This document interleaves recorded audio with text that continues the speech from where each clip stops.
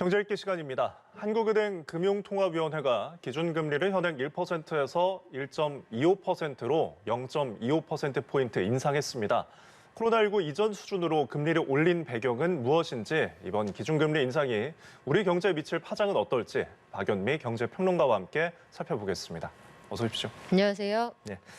자, 지난 11월에 이어서 지금 2달 정도 만에 연속으로 한국은행 기준금리를 올렸는데 이번 인상폭 0.25%포인트입니다.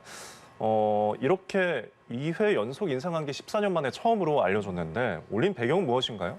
일단 가계빚이 너무 많다는 생각을 가지고 있는 거고, 지금 대출 규제를 하고 가계빚을 조이면서 전반적으로 12월 통계를 보면 가계빚 증가폭이 확실히 줄어들었거든요. 예. 쉽게 말하면 한국은행 입장에서는 물가를 잡고 자산시장으로 들어가려고 하는 자금줄을 좀 조이겠다, 이런 입장인데, 예. 구체적으로 통계를 좀 보면 지난해 말 기준으로 우리나라의 가계부채가 1,060조 7천억 원입니다. 예. 그러면 우리나라 연간 GDP의 대략 절반 정도라는 얘기인데, 11월하고 12월 사이에 대출 규제가 강화되면서 가계부채 증가폭을 보면 11월에는 5조 9천억 원이 한 달 동안 늘어났거든요. 네. 반면에 12월에는 2천억 원이 늘어나는데 그쳤습니다.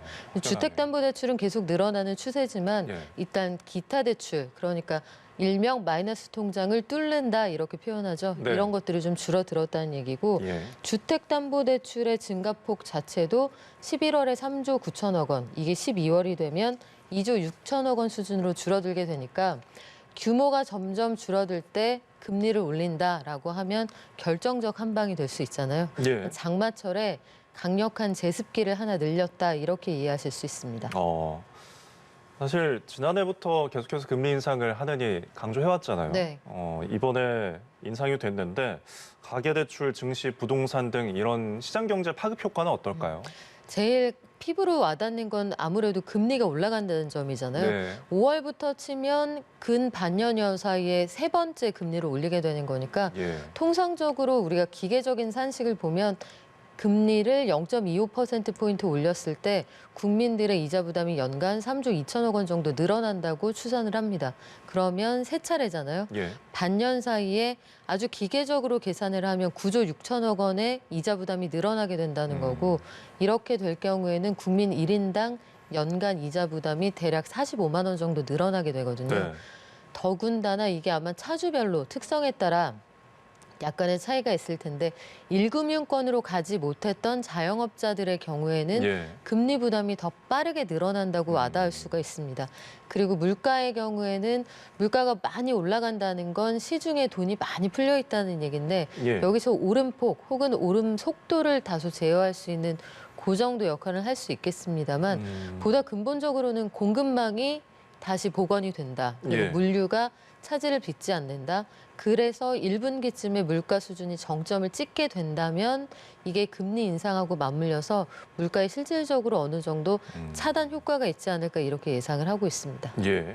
공급이 어느 정도 받쳐줘야 이제 물가를 네. 잡을 수 있다는 지적이신데, 그리고 기준금리 인상에 나서게 된 변수 중에 하나가 또 미국의 상황인데, 연준의 분위기가 지금 원래는 한 3차례 정도 올해 금리를 인상하겠다고 밝혔었는데 4번 정도까지 시사가 되는 것 같아요. 어떤가요? 일단 통계로 나오는 미국 시장의 상황을 보면 예. 물가가 많이 오른 건 사실입니다. 지난해 굉장히 특수한 상황들이 여러 가지 중첩이 되긴 했습니다만 12월 기준으로 소비자 물가 상승률이 7%가 올랐거든요. 예. 그러니까 전년 동월 대비 7% 인상이 된 건 40년 만에 가장 높은 수준인데, 예. 11월 물가도 만만치가 않았거든요. 그러면 4분기 내내 상당한 고물가 수준이 이어진 상황에서 고용이 지표상으로 봤을 때는 사실상 거의 코로나19 이전 수준까지 도달해 있는 상황이에요. 예. 물론 대면 서비스 업종에서 이른바 대퇴사의 시대라고 해서 사람들이 대면 서비스업에서 점점 멀어지고 있다, 혹은 조기 은퇴를 택한다, 이런 분위기는 있습니다만, 예. 고용이나 물가 양쪽에서 연준이 더 이상은 망설일 필요가 없는 환경이 조성이 되어 있고요. 이렇게 되었을 때 중앙은행이 제때 대응하지 못하면 미국 경제가 굉장히 힘들어질 수 있다, 이런 인식이 팽배해 있는 상황이고, 예. 그래서 세인트루이스 연은 총재 같이 매파의 최전선에 있는 사람을 중심으로 해서 금리 인상의 횟수, 폭을 늘려야 한다, 이런 주장이 설득력을 얻고 있는 상황입니다. 네. 사실 한국은행도 오늘 금리 인상을 네. 발표하면서 앞으로 추가 금리 인상에 대한 가능성을 또 시사를 했거든요.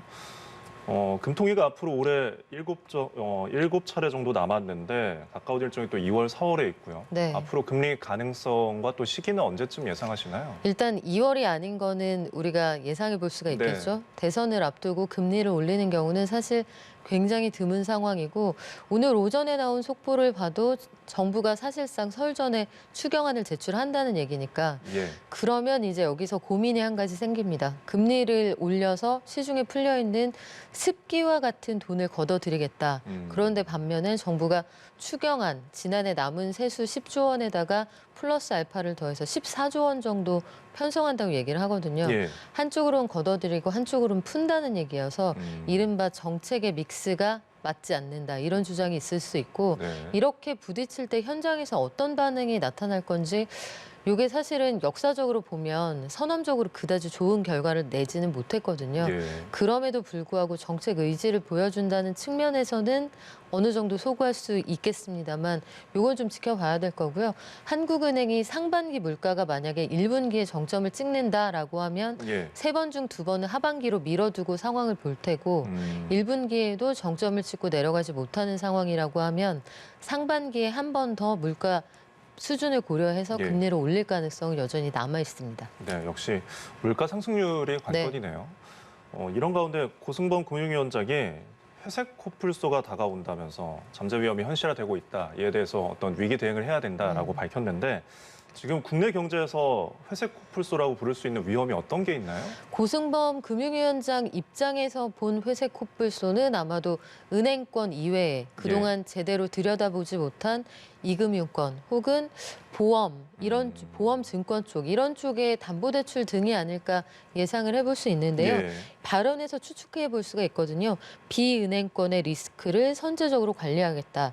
즉 그동안 집값이 빠르게 오르던 시기에 은행 대출에는 한도가 있으니 예. 그 부족한 부분들을 아마 고금리의 다른 금융기관에서 채우셨을 거라고요. 예. 마이너스 통장을 통해서도 일부 대출을 받으셨을 거고 내가 낸 보험료를 담보로 해서 보험에서 대출을 받았을 수 있고 예. 증권도 마찬가지고요. 해서 이쪽을 전반적으로 좀 들여다보겠다는 거고 이런 발언 안에서는 가계부채 증가율이 좀 꺾이는 상황에 물가도 부담이 있고 한은도 금리를 올린다고 하니 여기서 전체적인 정책의 바운더리를 가계부채 증가의 억제 이쪽으로 두겠다는 거잖아요. 예.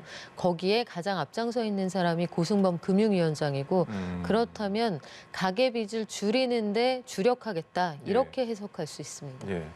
근데 그런 위험 요인들을 궁금한 게 회색 코뿔소에 비유하는 이유는 무엇인가요? 우리가 흔히 동물들이 등장하기도 하잖아요. 네. 블랙스완이 나오기도 예, 하고 시장에서는 증시에서는 곰도 나오고 황소도 나오고 예컨대 우리가 명백히 예상되는 리스크 혹은 전혀 예상하지 못했던 리스크들을 동물에 비유해서 이야기를 하는데요.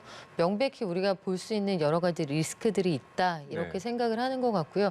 요것뿐만 아니라 여전히 정부 안에서는 뻔히 예상되는 리스트 안에 있는 위험 요인 이외에 여전히 블랙스완으로 등장할 수 있는 요인들이 남아있다고 보기 때문에 보이건 보이지 않건 리스크 관리는 선제적으로 나서야 한다. 이런 위기감은 가지고 있는 것 같습니다. 회색 코뿔소처럼 잘 눈에 띄기 때문에 그런 네. 비유를 하는 것 같습니다. 자, 내일부터 연말정산 간소화 서비스가 시작이 됩니다. 이때 어떻게 잘 해야 13월에 보너스가 되거나 13월에 세금이 될 수 있을 텐데 지금 세법 개정되면서 달라진 내용들도 있거든요. 좀 네. 짚어주시죠. 일단 가장 크게 달라진 건 그동안 연말정산할 때 굉장히 번거로웠거든요. 예. 모든 서류를 내가 직접 출력을 해서 회사 다니시는 분들 아마 아실 텐데 이거 공용 프린터기로 뽑을 수도 없습니다. 예. 보안 때문에 일일이 요거 해제하시거나 집에서 별도로 뽑으셨어야 되는데 예. 이런 서류를 국세청에서 회사에 일괄적으로 넘겨주기로 했어요. 그런데 이거 넘겨주려면 개인정보이기 때문에 회사 다니는 분들은 아마 오늘까지 회사의 신청서상 내가 동의한다는 입장을 밝히셔야 되고요. 예. 여기에서 영수증을 추가로 제출하셔서 여기 누락되어 있는 부분들은 다음 주 목요일쯤에 확인을 해보실 수가 있습니다. 예. 또 달라진 부분들을 좀 보자면 기부금에 대한 세액공제 이런 것들이 종전보다 5%포인트 늘어나게 됐고요. 네. 작년에 경기가 워낙 안 좋았기 때문에 종전보다 재작년 대비 작년에 신용카드 이용액이 많이 늘어났다. 이런 분들의 경우에는 5% 이상을 초과해서 신용카드 사용액이 늘었다면 증가분 가운데 10%에 대해서 이 세금 혜택을 좀 드리는데요. 예. 산식이 좀 복잡합니다만 예. 돈을 5% 초과해서 더 쓰면 세금을 더 깎아드린다. 이렇게 이해하시면 쉽습니다. 예. 오늘까지 정보 제공 동의를 꼭 해야 한다는 네. 점 염두에 두셔야겠고요. 그리고 공제 대상이 아닌데도 지금 소득세 공제를 적용받으면 가산세를 낼 수가 있어서 그렇죠. 또 공제 요건을 확인해야 되는데 다른 주의할 부분은 또 없을까요? 제일 헷갈리는 게 인적 공제 같은 것들이에요. 네. 예컨대 맞벌이를 하는데 아이를 양쪽에서 공제를 받는다거나 아니면 만약에 부인이나 남편 중에 집에 한 분이 계시고 소득을 내가 보기에는 소득이 거의 없는 수준으로 굉장히 적은 소득을 벌고 있지만 네. 국세청의 생각은 다를 수 있거든요. 예. 그런데 소득공제 대상이 아닌 분을 소득이 없어요라고 인적공제를 하시면 이게 나중에 페널티가 상당히 클 수 있습니다. 예. 일할 계산이라고 해서 매일매일 가산세를 붙여서 세금을 토해내는 경우가 있거든요. 네. 이런 점 주의하시기 바라고요. 부모님, 뭐 의료비 공제는 대부분 그 리스트업이 됩니다만 예. 그 밖에 챙기셔야 되는 거 뭐 안경 구입비 이런 것들은 따로 영수증 제출하셔야 되는 경우가 많으니까 예. 이런 것들 꼭 잘 챙겨서 그래도 어려운 살림에 조금이라도 보탬이 되셨으면 좋겠습니다. 예. 꼭 부모님과 자녀 인적 공제에 대한 부분들 잘 챙기셔야 될 것 네. 같습니다. 지금까지 박연미 경제평론가와 함께 경제 읽기 살펴봤습니다. 감사합니다.